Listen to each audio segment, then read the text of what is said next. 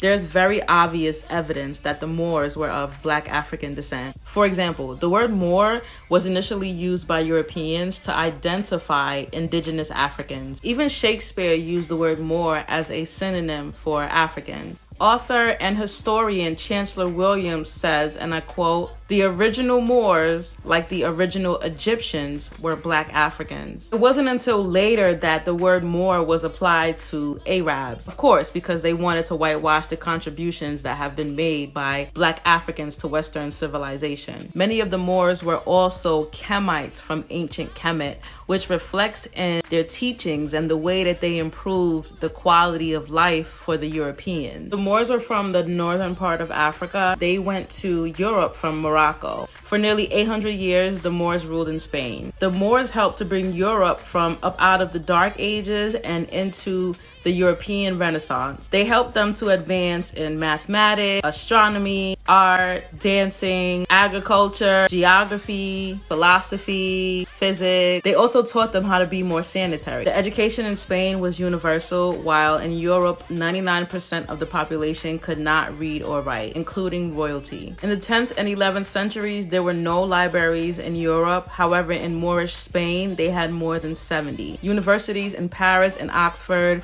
were established only after they visited Moorish. The Moors also introduced the earliest versions of instruments like the guitar. They also changed the style of eating for Europeans, like breaking meals into smaller courses, beginning with soup and appetizers and ending with dessert.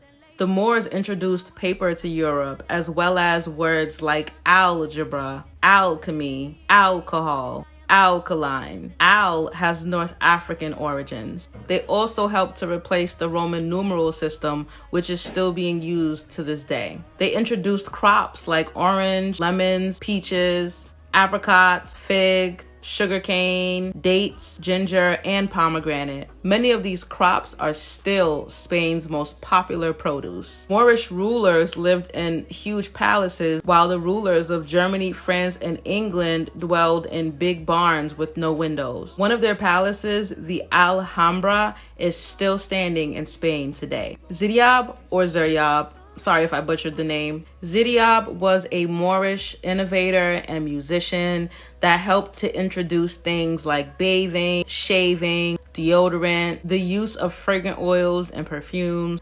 The name Ziryab means black bird. They called him Black Bird for his extremely dark complexion as well as his amazing singing voice.